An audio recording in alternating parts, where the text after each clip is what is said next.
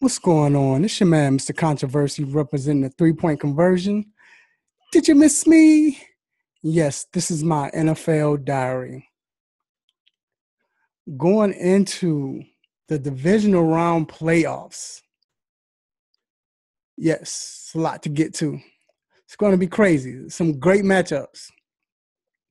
Unlike the wild card weekend, I mean, we had a few, but divisional round is going to be great. It's going to be great. Man, is it a lot to get to? Yes, I know I'm broadcasting kind of late. Usually it's on a Monday, but considering the championship game, also just gave it a time, the championship game to, time to manifest. There's been a lot of talk about that. Then I also want to really talk about next week as well. Usually I talk about the week that happened, what happened in the past. But I had to get my thoughts in on, or want to get my thoughts in on what's going on next week as well. So, a lot to get to. I want to talk about this situation with St. Louis and St. Louis moving to LA. I think that's going to be, I guess, good for the league as far as money wise, but we'll get into that. Also, I want to talk about wildcard weekend. Just give my quick 2 cent on that, or should I say 3 cent on that. And then I want to dive in, of course, on what's going on this weekend. And I want to talk about streaks. I mean, we talk about streaks and how streaks are is great, and we can't wait to because they're on the streak right now, they can possibly go all the way. That's true to an extent. I don't think that I don't think really that it works like that all the time. And I'm gonna get into that. So first off, I have to say shouts out to Miss Leah Steele, Devin Steele's daughter. She was discharged from the hospital, and as they said she, like he said on a tweet, said she beat cancer, which is great. It's just like I said, man. I know we're talking about football and how this great sport, but when you hear stories like that, that's great, and I gotta give an applause to Miss Leah for beating cancer. Like I said, she stole everybody's heart, especially I think it was the ESPYS Awards. Even before then, but I gotta give my we're gonna give a better clap than that. I'm sorry, we gotta give a better clap than that.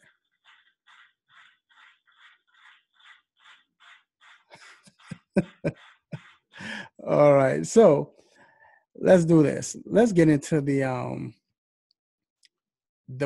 wild card weekend. Well, actually, I want to talk about St. Louis. And remember, this is a three-point conversion station you're listening to, and you're listening to the Mr. Controversy's NFL Diary. So I got to play my music. Let's get it. So St. Louis moving to LA. Like I said, good for the league based off money. They will prosper. You think about St. Louis and LA. LA is more of a money market than St. Louis. We know that. But I think people forget to realize that St. Louis is a sports town. I have family there. I know family, friends all around there. That's a sports town, a great sports town. So why did they move? Well, Mr. Crotchy or Crocky, whatever his name is, the owner for the St. Louis Rams. We all know this guy. He's a scam artist. I mean, like most owners, that's all they think about is money. And this guy's willing to pay $500 million just to move to the stadium. And he acted like he didn't want to front any money in St. Louis. And even when he got approved, the I think proposal got approved. But he acted like he didn't want it, saying that St. Louis is only a two-sport town. Man, get out of here, man. But like I said, it's a bad move as far as the fans. So now you're leaving fans. You're going to LA. I know we're used to seeing the LA Rams. I know I grew up when it was the LA Rams, but still, just a bad move on his part. Or it's tasteless the way he did it, you know. So and then he's going to have the fake tears. Anyway, moving on. Let's talk about this weekend, Wild Card Weekend in the past. Yes, the music is by Sherm Beeps. So we start with the Houston game. Houston, they hosted Kansas City Chiefs last Saturday, and it was what we expected. To me, the Wild Card Weekend was what we expected or should have expected anyway. Everything that we know to happen with all of those teams happened. Kansas City, Houston. I'm going to go by real quickly. Houston sucks. I mean, let's be real. They play in a bad division, a sucky division. I think any other team from any other division, whether their team was horrible or not, they could have won that division. So Hoyer throws 5, or he throws 4 picks, and I think he lost 1 fumble. Horrible. And I catch a lot of flack for saying that Kansas City, they're not good. I never said they're not good. They're pretty good. I don't think they're as good as as they look or we think they are, mainly because of the schedule. You know, go check out the article, Wild Card Weekend. They are what we thought they are. Check that out on the 3pointconversion.com. I talked about how 8 out of the 10 teams on that streak, their combined record was 34 and 65. The other 2 teams they beat, Denver, that was the game when Peyton Manning had a horrible game, and the Pittsburgh win, Michael Vick started, and then Landry Jones came in. So I'm just saying they got hot and they look good, but I don't think they're as good as we think they are. So I'll get to the Kansas City New England matchup later on. The Green Bay game, the Green Bay Washington game, is what we expected. When was the last time Washington won a playoff game? I think it was 2004. The last 2 playoff games, they jumped out to early leads, and then they lose. That's how it is. Inexperience, and you're going against a Aaron Rodgers led team. I mean, what you expect, you know? So you got an inexperienced team going against an experienced team. So, like I said, it's what it was. We expected Green Bay to win. Then the Seattle game. Now, this game right here, I didn't expect Minnesota to come out like they did. And I believe Minnesota outplayed Seattle. And they outcoached Seattle. I don't know what Pete Carroll was thinking. Come on, man. You got to use your tools. Use what you have, man. If Russell Wilson is your best player, use him as an asset. And what I mean by that is run the read option. Do the bootleg play. It's not that hard. I know it was cold, and yes, they were affected by the frigid temperature. But I'm saying this. Minnesota lost the game, right?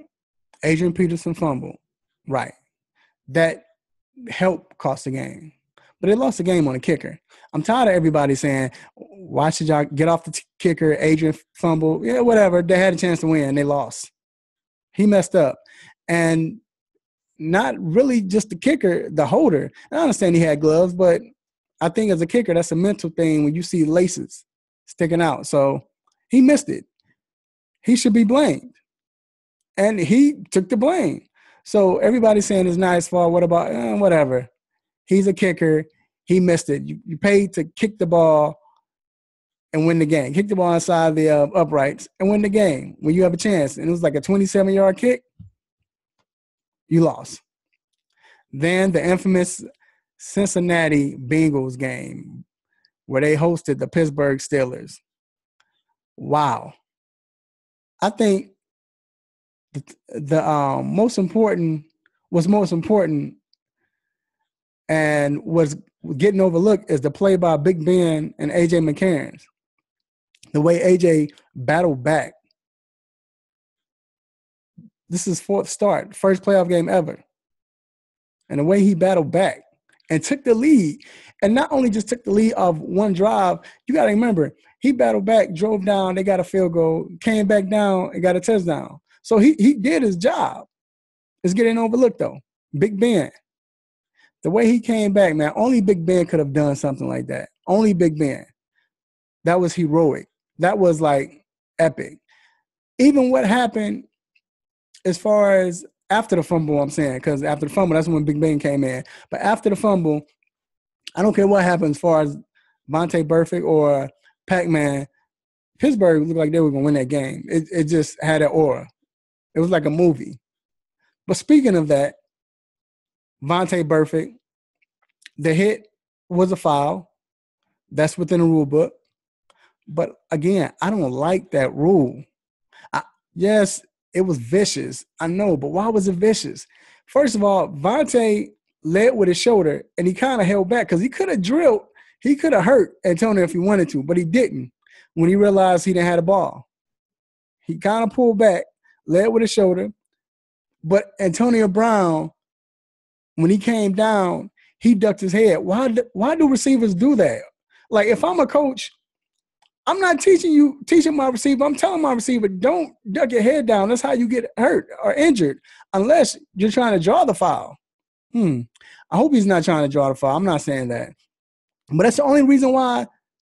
That's the only reason to duck your head when you going for a catch. Especially if you missed it. I understand you catch the ball and you're trying to brace yourself. I get that. But at the same time, that's not fair on the defender because the defender's hitting right here all in your chest. He's aiming from your chest down. And when he's aiming at your chest and the receiver comes down and he ducks down, next thing you know, your head's in the way or hit the receiver's head in the way. So I hate that call. I just hate it. It was the right call as far as within the rules because that's in the rule book. Hitting the defensive player, you hit him in the head. But it wasn't helmet to helmet, but you did hit him in the head, and that's a foul. But at the same time, I don't like that rule. You're leaving a defender. I mean, besides Barry Sanders and maybe Marshall and Gale Sayers, what other running backs, what other players you know that can stop in full speed, just run full speed and then just stop on the dime? None. I'm just saying. And then the Pac-Man flag. Pac-Man shouldn't have done what he did. I know he's defending his player, but you shouldn't have done that. But at the same time, refs, you don't call that. People say, oh, well, you hit the ref. You know what he was trying to do. And still, you don't call it because it's at the end of the game. You know what's going on. You don't want to dictate the game, referees. It's a lot of times where the referees swallow their whistle in football games. It happens. But don't dictate the game. Just come on. That's all I'm saying. And then Pac-Man, it's hard to defend you, bro, when you coming back after the fact and saying that Antonio winked at you, which if he did, that's funny. But then to say that I want to apologize, he faked it. That come on, man, that's not right. Even if you think he did, you shouldn't come out and say it. But he did say if he plays this weekend, if he doesn't play, I'll apologize. But if he does, I won't. Let's see if he does. Interesting. So what I'm going to do real quick, let's take a quick break, and we'll be right back.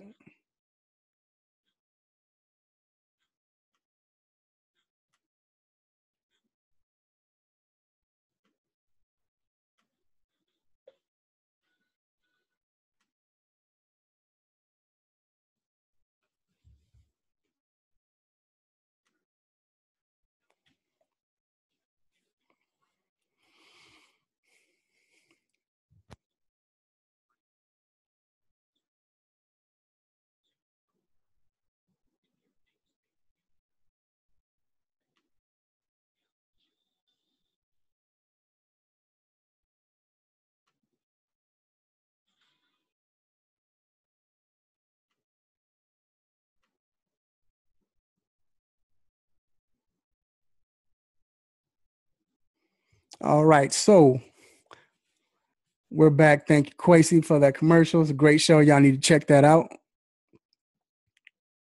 All right, so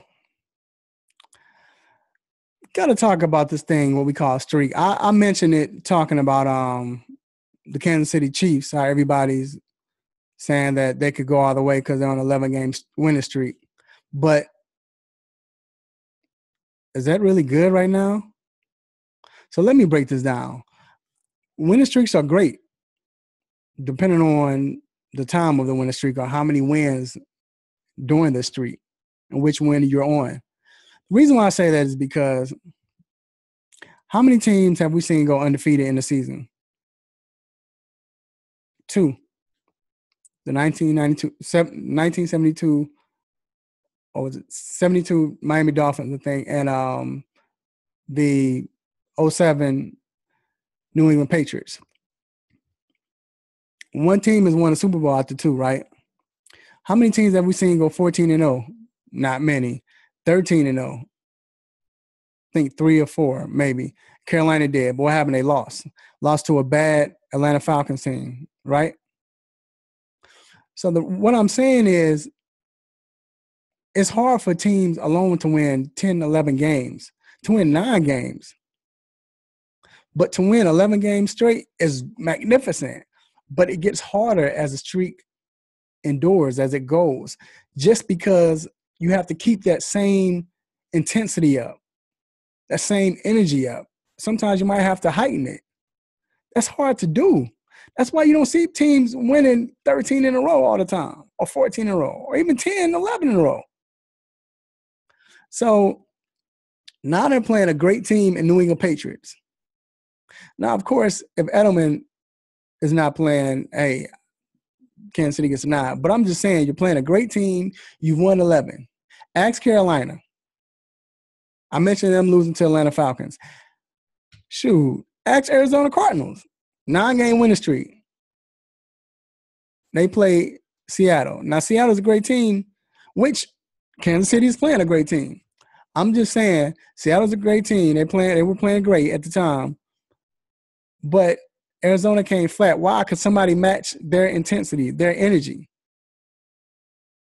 And it's hard to keep that up for 9 or more games.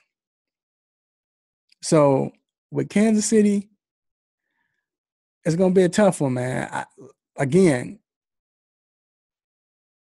don't think streaks, I think streaks are great because you're winning, but at the same time, it might be good you lose. And I'll say this. I mentioned earlier, maybe 3 weeks ago when Carolina did lose, I said on my NFL diary that it wasn't good for them to lose.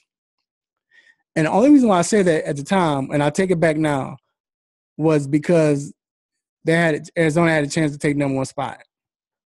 That's why. The next week, if Carolina would have lost that game against Tampa Bay. But what I'm saying is,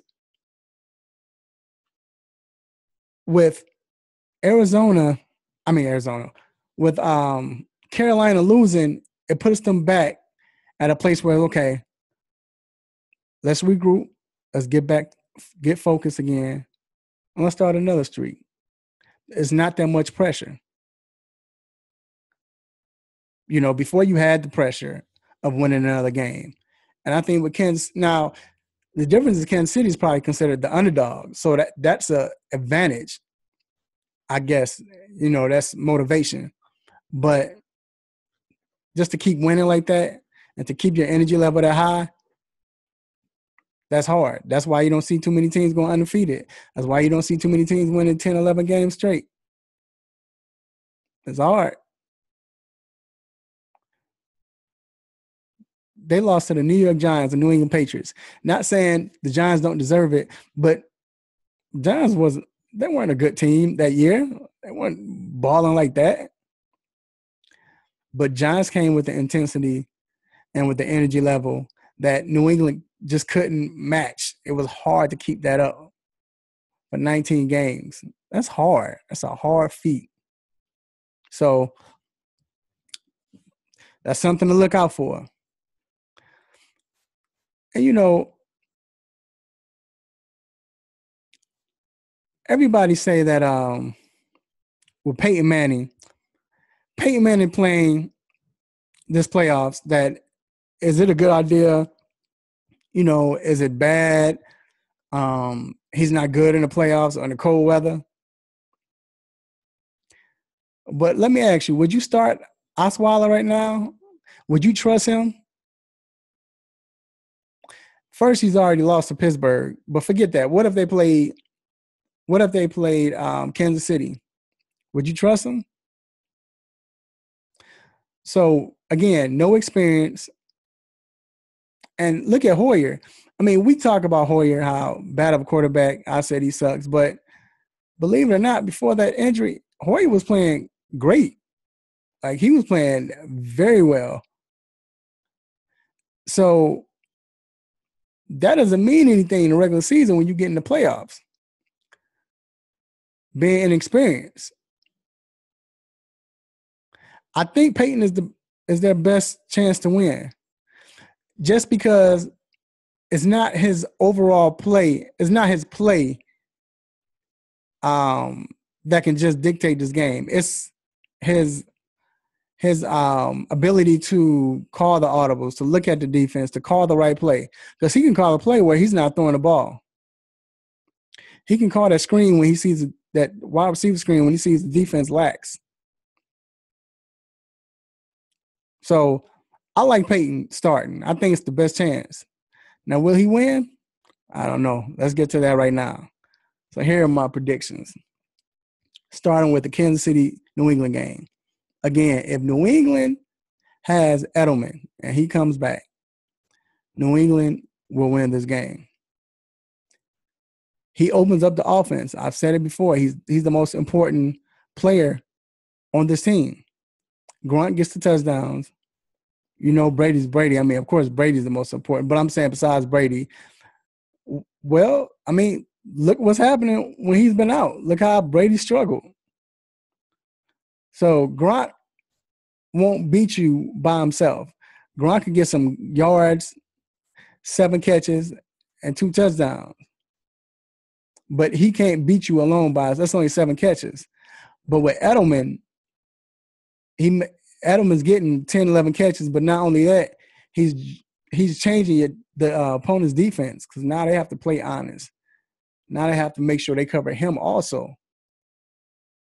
Then that leaves Gronk one-on-one or wide open or other receivers open. It's like a Wes Welker was with New England. So the reason why I have them beating Kansas City is because of that factor. Not only that, now Kansas City goes up against a good defense. Yeah, New England lost to Miami, divisional game. They lost to lost to New York Jets, divisional game. They know each other. But unlike the Jets, they don't have the big receivers. Now they have speedy receivers. They have Macklin. They're nice. He's nice, and they have other receivers that are speedy. But nah, Kansas City's defense, they're nice though. But again, if they have Edelman, that just opens up the offense for Brady, and you're going against the best coaching staff in the league by far. I have New England winning that game. All right, Arizona hosting the Green Bay Packers. I have Arizona winning this game. I don't think it will be a blowout like it was before, but yes, still, Arizona's too deep. The running back is nice, powerful, speed. Arizona has a nice coaching staff. So does Golden State. So does Green Bay Packers. Why am I thinking of Golden State Warriors? I don't know. Anyway, Green Bay Packers have a nice coaching staff as well. And they have number 12, but they don't have the receivers. Cobb had a breakout game, but not against his defense. And we've seen the offensive line for Green Bay play better against Washington. But against those monsters in Arizona, nah. I see Dwight Freeney having 3 sacks, actually. 3 sacks. Then you look at Calais Campbell. Calais Campbell, man, that big joker. Like I said, they're going to get to Rodgers maybe 6, 7 times. And that's just sacks, not including the hurry-ups, the knockdowns. And then the offense of Arizona is just too much. So I have Arizona winning that game. The Pittsburgh Steelers travel to Denver. Now we know Big Ben has torn ligaments and he's I think it has a sprain, it's shoulder sprain, whatever sprain, the ACL joint, whatever it is, sprain. But he's probably going to play. But the big loss, of course, is Antonio Brown. If Antonio Brown doesn't play, you can forget it. But if Antonio Brown plays and he actually winked at Pac-Man Jones, Pittsburgh might have a chance. I know their defense is great, Denver's defense, and they can get to Big Ben. But they didn't last time. And again, Antonio Brown, hey, can I say I apologize? I said Odell Beckham was the best receiver. And it's like Antonio Brown heard that and smacked me in the face. I apologize, man. Odell's right there. You heard that, Big TJ? I apologize. But anyway, I think Pittsburgh might squeeze it out, man, if they have everybody healthy. Besides the running back DeAngelo Williams. But on Denver's side, like I said, they have Peyton calling plays. It's going to be different with Brock because you saw Brock Osweiler, his inexperience play a part in that loss against the Pittsburgh Steelers. But if they get that running game going, it's going to be hard. But like I said, my prediction, who I picked, I got Pittsburgh winning that game. Then the last game, the game that everybody wanted to see since maybe week 10 when Seattle got hot. Carolina got the first game. And I might shock you with this. Let's start with the visiting Seattle Seahawks. Don't get fooled. That weather has something to do with the way they played. Don't get fooled by that. Trust me. I know Carolina's defense is better, but don't get fooled. But you have Russell Wilson, who can turn disaster into greatness. That play was ridiculous. So I think him and Baldwin gets on track. I think the running game gets back on track. I think they will call a better game as far as the Bevel and Pete Carroll. On the defensive side, they have to worry about my man Ted Ginn getting behind them.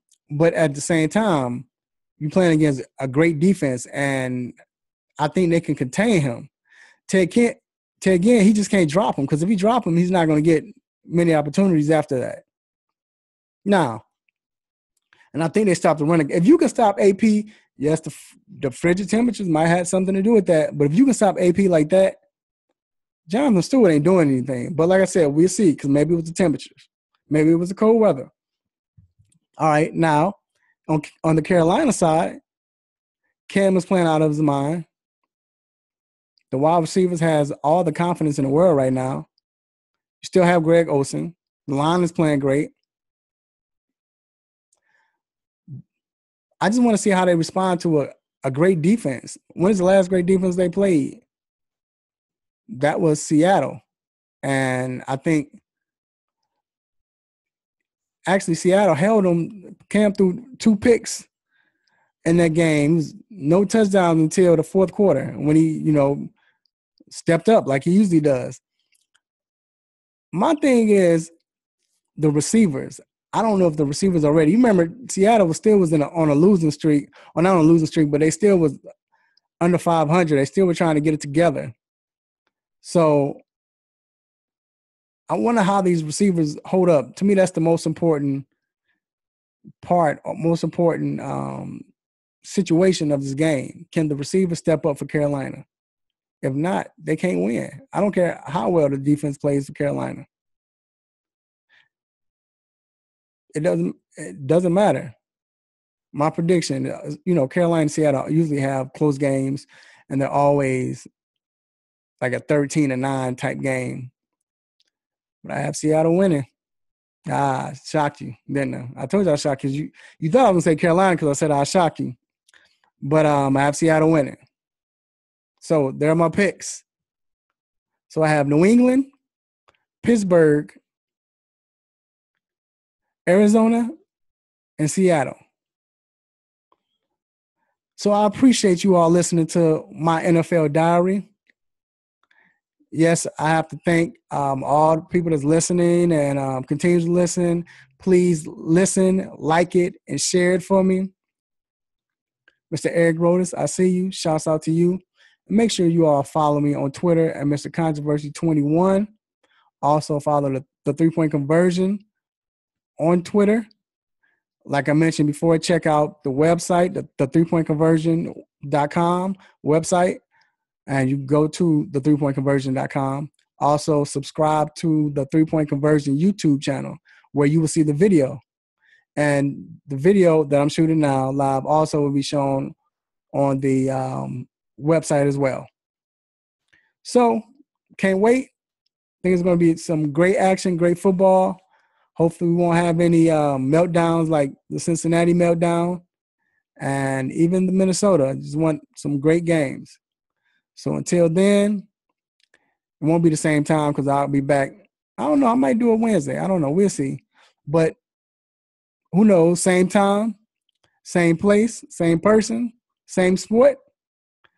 Until then, peace. Will you miss me? I'm out. Peace.